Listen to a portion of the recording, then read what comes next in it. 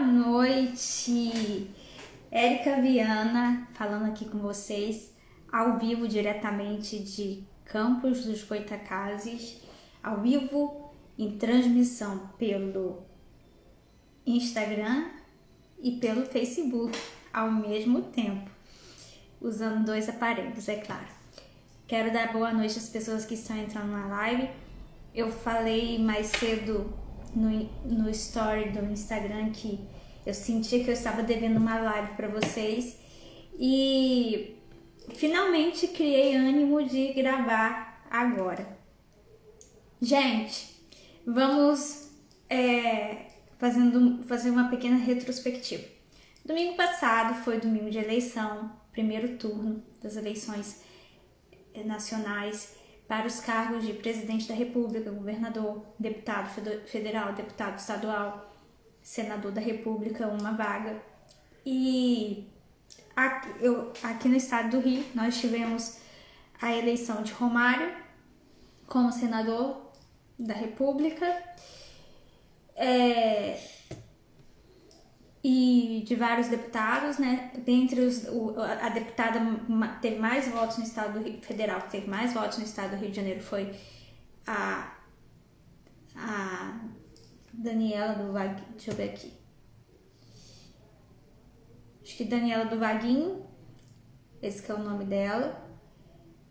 E nós tivemos a reeleição em primeiro turno do nosso governador do estado do Rio de Janeiro, Cláudio Castro. E a grande situação que nós vamos ter aqui, segundo turno nosso, então vai ser só para presidente da República. Nós vamos ter o Lula e o Bolsonaro disputando o segundo turno na presidência da República. No resultado geral, o Lula teve um pouco mais de votos que o Bolsonaro, mas aqui no resultado de Campos dos Goytacazes, que é a cidade da qual eu estou falando, Bolsonaro venceu as eleições. Ele venceria no primeiro turno. E é isso que eu quero analisar com vocês. A votação de Bolsonaro por zona. Campos dos Goytacazes tem 4 zonas eleitorais. A 75, a 76, a 98 e a 129. Como que foi a votação de Bolsonaro nas zonas eleitorais aqui de Campos?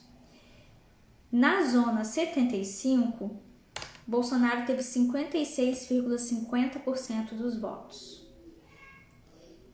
ou seja, 48.183 votos. Enquanto o Lula, na zona 75, teve 35,62% dos votos.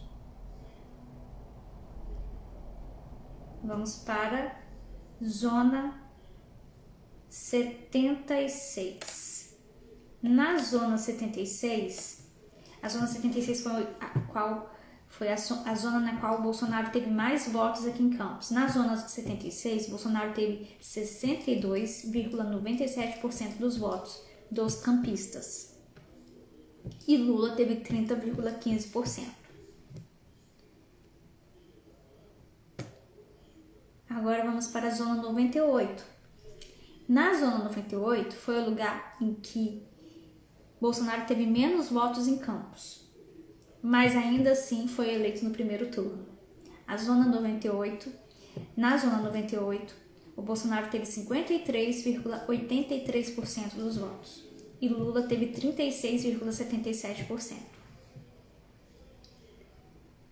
E na zona 129, o Bolsonaro teve 59,34% dos votos e Lula 33,82%. Érica, mas quais são as zonas de Campos? A 75 é a Baixada. Vai até Farol. E Bolsonaro teve uma boa votação lá, como nós vimos. Teve 56,50% dos votos. A zona 76 é Guarulhos. O lugar onde Bolsonaro teve mais votos em Campos foi Guarulhos. A zona 98 é essa região central, né? É o que o pessoal que mora um pouco mais afastado chama de cidade. Campos, você tá indo para Campos. Eu tenho alguns amigos lá do aeroporto que falam assim, tô indo para Campos. Então, a Zona 98 é toda essa margem direita aqui do Rio Paraíba do Sul e é o lugar mais centralizado da cidade, e aqui foi onde o Bolsonaro teve menos votos e é onde, na minha opinião, a gente deve concentrar os trabalhos, né, de virar voto, porque foi onde ele teve menos votos e ainda assim foi eleito, se a gente considerar o percentual.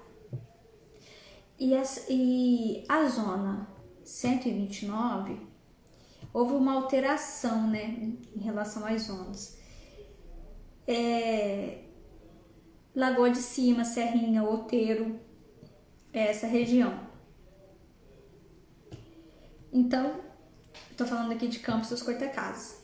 Érica, como eu consigo saber na minha cidade como que foi a votação por zona eleitoral? Vai no site Poder 360, você vai selecionar o seu estado, o seu município e as zonas eleitorais que tem no seu município. Você vai ver ali no site Poder 360 como foi a votação por zona eleitoral na sua cidade.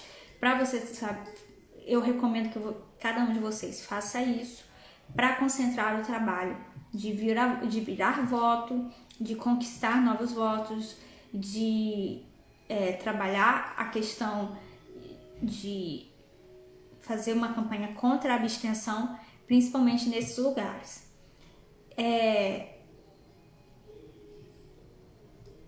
E também uma campanha corpo a corpo, que é muito importante, que é ir para a rua, fazer um trabalho, né, de panfletagem, de conscientização das pessoas, de elaborar, sabe, materiais que mostrem desfaça as fake news relacionadas ao governo, distribuir nessas áreas, nas áreas residenciais dessas zonas, né? Porque quem vota na zona é quem mora na zona.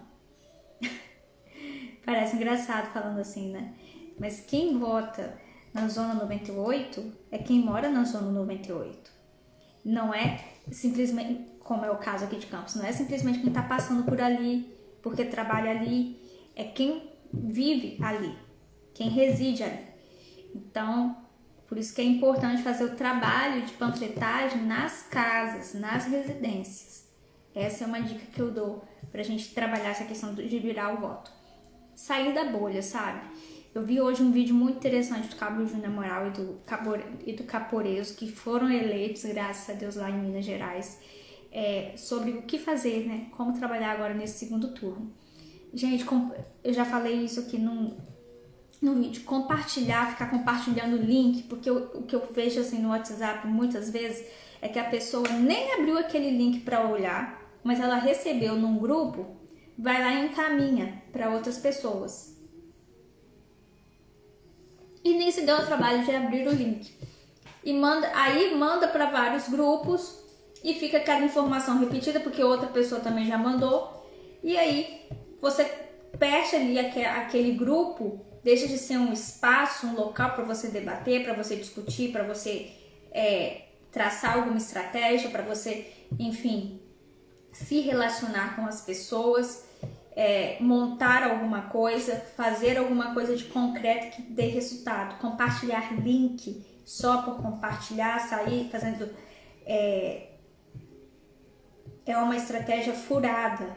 Não vai eleger presidente, não fez o presidente vencer no primeiro turno, não vai fazer o presidente vencer no segundo turno, pura e simplesmente porque você está compartilhando. Então fique atento ao conteúdo que você está recebendo e ao que você vai compartilhar. É muito importante. Outra coisa, evite ficar falando das urnas eletrônicas que foi fraude, isso é lamúria. O resultado tá aí, TSE tá ali, a sua opinião, o que você acha, porque o número que de pessoas na rua era tanto e na urna deu tanto. Todos os deputados, todas as pessoas ligadas ao presidente estão pedindo para parar com isso. Para de ficar falando que é fraude. o tempo que você perde falando que é fraude, você poderia estar virando algum voto. Você poderia estar conquistando uma pessoa indecisa. Teve 20% de abstenção. Isso não vai fazer ninguém querer sair de casa. Você tem que fazer uma campanha como eu vi. O Moro, que foi o traidor do presidente, mas que agora está aliado nesse segundo turno, vem pra urna. Fazendo uma campanha de vem pra urna. É muito importante as pessoas irem às urnas, porque a omissão, eu já falei isso em alguns vídeos anteriores daquela série que eu fiz no YouTube, como votar, sobre voto católico. A igreja fala que é importante, que você está pecando por omissão se você não vota. E que a história, isso é o catecismo que diz, a história, a experiência humana mostra que onde houveram abstenções, os políticos maus predominaram. Porque os maus não deixam de votar. Agora os bons ficam numa indecisão. Enfim, o que a gente escuta, o que eu escuto? Geralmente escuto pessoas falando sobre o Bolsonaro. Porque ele é grosso, ele não tem uma postura de presidente. Porque ele se comporta de tal maneira. Gente, vocês preferem o quê? O cara que fez o que gritava também, lembra disso? Lembra como o Lula era? Gritava, tava suado, aquele discurso sindicalista. Aí para ganhar a eleição, o que ele fez? Começou a vestir terno e gravata, a falar pausadamente, baixo. Vestiu um personagem. E o povo votou nele. Eu era adolescente e eu fui a favor dele nessa época. Por quê? A gente tinha aquela ilusão de que era o pobre subindo ao poder, né? Um proletariado, né? Como falava, um proletário, né? Um trabalhador subiu ao poder. A gente tinha aquela ilusão. Quando eu tenho visto que muitos pais estão votando no Bolsonaro, muitos filhos estão que não acompanharam como que foi a ascensão do PT ao poder, iludidos, achando que foi bom o governo de Lula. Pra você ver, eu na época era adolescente, eu simpatizava com os comerciais, né? Porque eu julgava pela televisão, eu assistia novela, eu era totalmente pautada pela mídia. Eu tinha assistido O Rei do Gado, que é uma novela que a Globo vai retornar agora, e vai retornar propositalmente para qual é o discurso do Rei do Gado, seja a favor do MST. E eu achava que realmente pobrezinhos, né, eles só querem uma terra para plantar, então que tinha que dividir as terras das pessoas mesmo. Então, esse é o discurso da novela O Rei do Gado, é romantizar o MST. E tá voltando, vai voltar agora. Vale a Pena Ver de Novo, da Globo. Isso é propositalmente. E quem que tá querendo voltar à cena do crime também? O PT. E isso é propositalmente. É para manipular a mente das pessoas. Eu era criança na época do Rei do Gado, mas eu comprei a ideia, né? Eu era uma criança assistindo novela. E aí, quando eu era adolescente, eu não votei. Eu nunca votei no Lula, é verdade. Apesar de eu ter torcido por ele, eu não quis tirar título de eleitor com 16 anos. Eu tirei só com 18, falei, porque eu era meio desacreditada. Eu torcia pro Lula porque era aquela coisa, nossa, ele tá sempre tentando a presidência, desde criancinha eu vejo ele tentando, e ele quer defender o trabalhador, ele quer defender os pobres, né? Era aquela ilusão, aquela narrativa. E o que aconteceu? Ele subiu ao poder. E a gente viu a transformação de Lula, né? Tanto que teve até uma capa de revista que falou Lula Light. Porque ele começou a abrir mão de algumas coisas que ele gritava antes, por exemplo, como discurso contra os banqueiros e etc e tal. E A tal reforma agrária que ele tanto prometia e que muita gente estava iludida de que era uma coisa boa, nunca saiu do papel. Quem está fazendo alguma coisa agora, quem fez foi o Bolsonaro. Que deu os títulos de terra, enfim, para várias famílias de assentamento, assentados, acho que esse é o termo.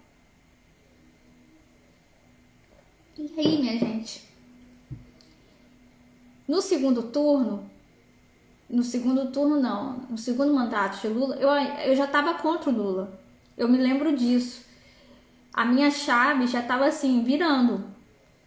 Que no segundo mandato, eu acho que eu já estava na faculdade de comunicação social. E foi engraçado isso, porque no ensino médio eu cheguei a levar faixa de Lula para a escola. A gente fala tanto de doutrinação, né? Me permitiram que eu levasse uma faixa enorme de Lula para a escola. E eu tentei fazer campanha para Lula na escola.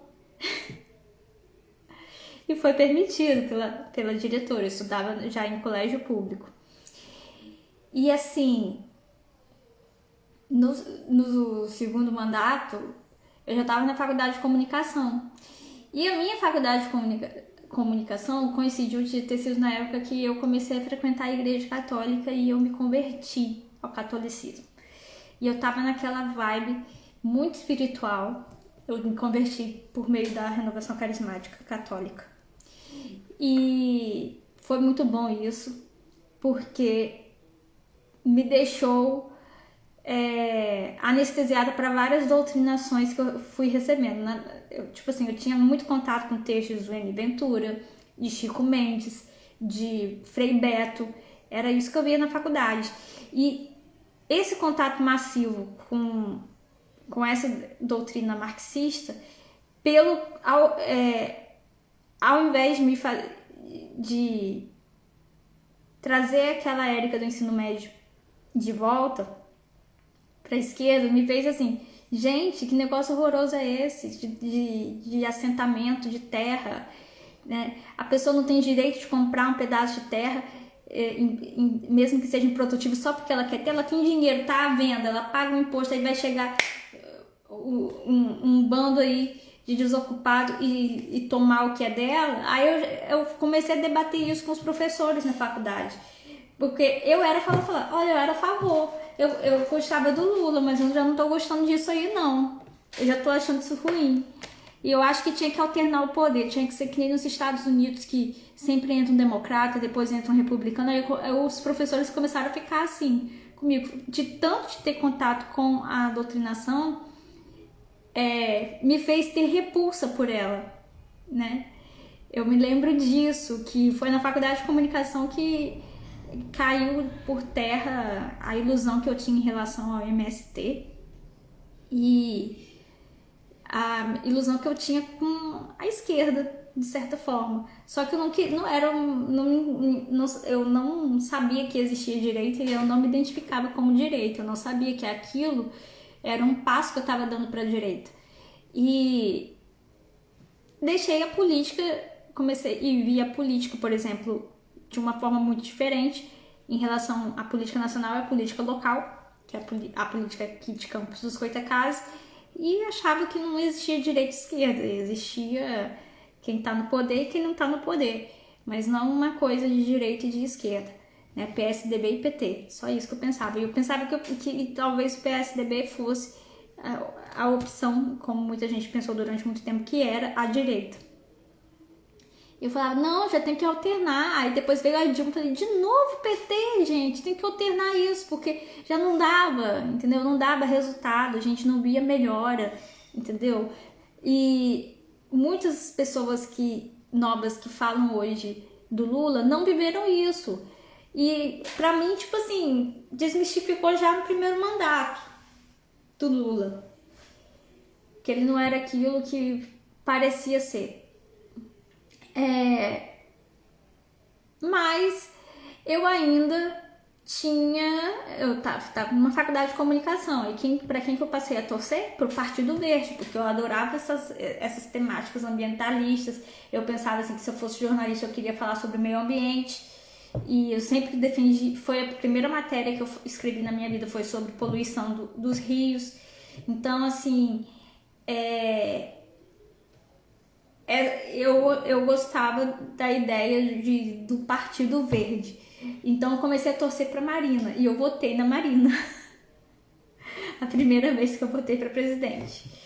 Eu já não votei achava que eu não tava votando pra esquerda, que eu tava votando pra um Partido Verde, que era diferente, não era nem esquerda nem direita, era verde. Tadinha de mim. Depois, com o tempo, eu vi que era uma melancia. E assim,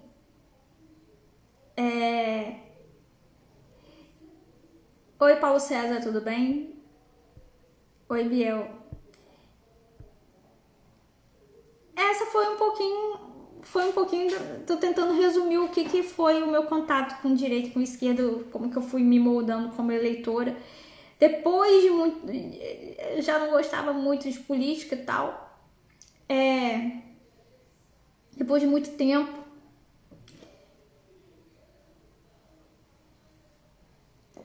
eu comecei a votar no PSDB, porque eu já não queria mais o PT, toda a eleição que tinha, mas o PT não saía do poder, eu não sabia o que era aquilo, né? Quando eu não votava em Partido Verde, eu votava em PSDB, porque depois, assim, eu comecei a pensar assim, que eu não quero jogar meu voto fora. Eu pensei, votando no Partido Verde, eu tô jogando meu voto fora. Comecei a votar no PSDB porque a minha intenção, eu já tava cansada de PT no poder e a gente sem poder fazer nada. O poder de compra não era essas coisas que vocês escutam falar que era. E até que apareceu uma figura chamada Levi Fidelix. Aí eu comecei a mudar meu voto, porque o Levi, eu votei no Levi Fidelix porque eu acreditava naquele discurso dele contra a Luciana Genro, contra a Dilma, que era um discurso que parecia mais conservador. Eu comecei a me identificar com o conservadorismo, não por causa dele, eu comecei a me identificar com o conservadorismo,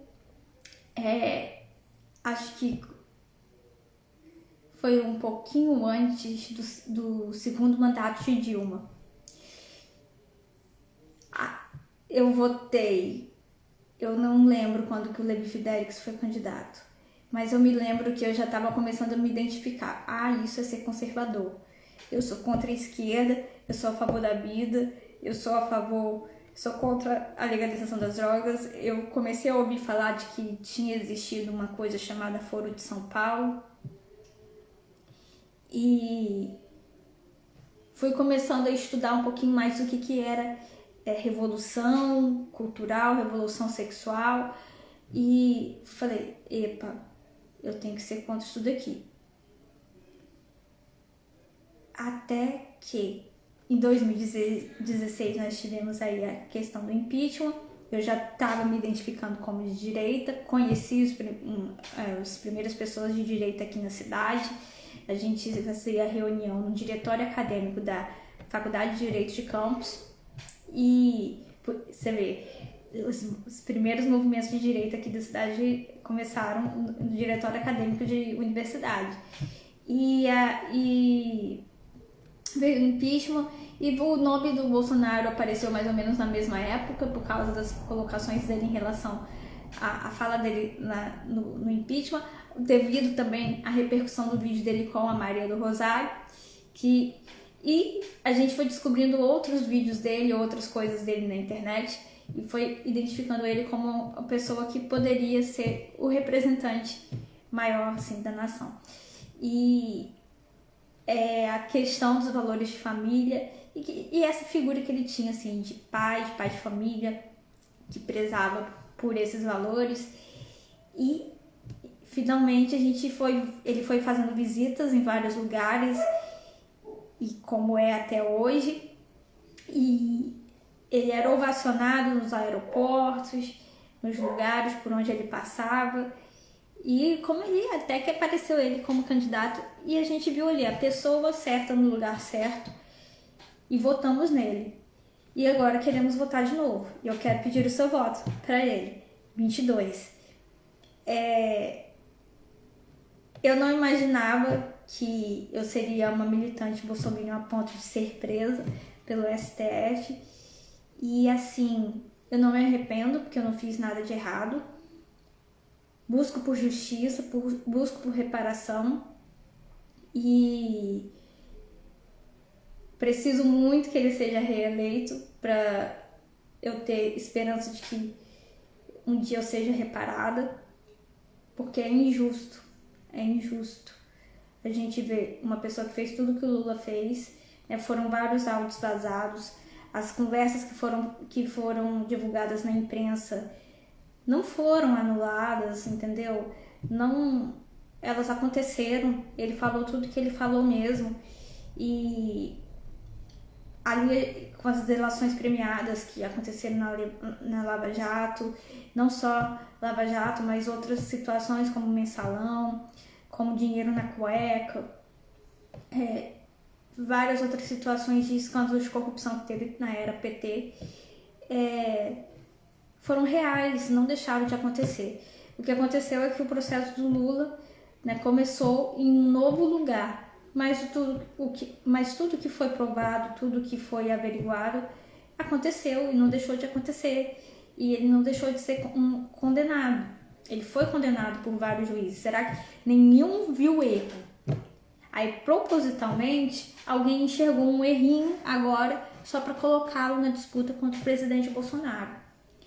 E a gente vê o que está acontecendo com os países aqui ao lado do Brasil, Venezuela, Argentina. A gente está vendo o que está acontecendo com a Nicarágua. E o quanto que o Lula mandava dinheiro para esses lugares, né? Ele financiou, gente. Olha o que aconteceu.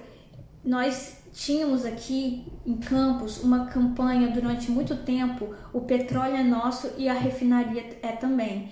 O estado do Rio de Janeiro tinha um sonho de ter uma refinaria, porque nós temos o petróleo, nós temos a maior bacia de petrolífera do país. E a gente não tem refinaria. E a gente paga caro pela gasolina aqui no Rio de Janeiro. Por quê? Porque nosso petróleo tem que ser transportado para outro lugar para ser refinado lá e depois voltar. E havia, durante muito tempo, acho que até na era Garotinho mesmo, quando o Garotinho era governador, a campanha O Petróleo é Nossa, refinaria também. Vários veículos na cidade, vários lugares. Inclusive o Sindipetro abraçou essa campanha. E o que aconteceu? Lula falou que ia mandar a refinaria lá para o Nordeste. E até hoje não saiu refinaria nenhuma, ficou sucateada a obra. E o que aconteceu? Ele construiu lá na Venezuela. E ainda perdemos algumas refinarias que tínhamos lá. E foi isso que aconteceu, só aconteceu prejuízo.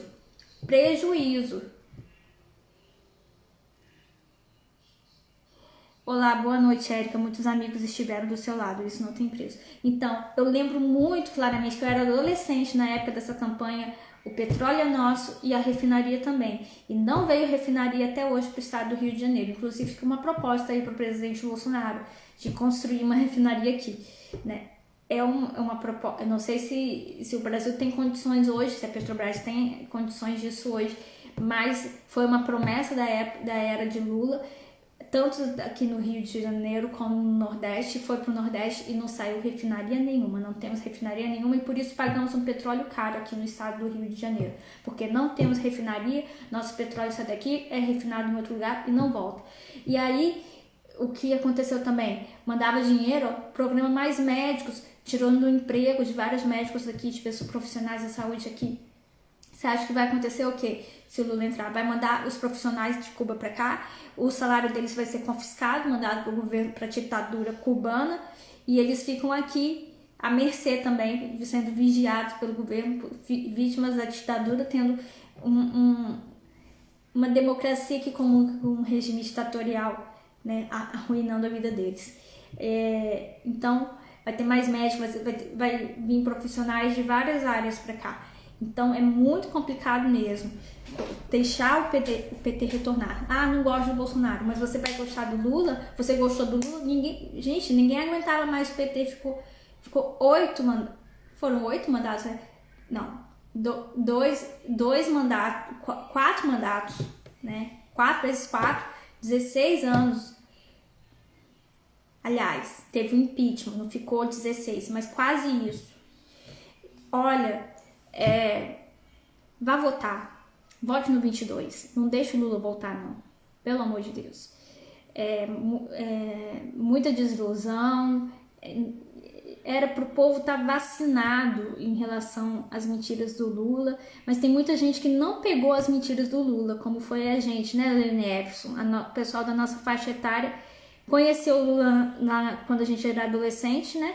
Aquela ilusão de que era um homem que estava vindo de baixo, um homem que não teve estudo e que estava conseguindo chegar lá, e que era um exemplo para o mundo de que o pobre pode vencer na vida e tudo mais, e foi tudo balela,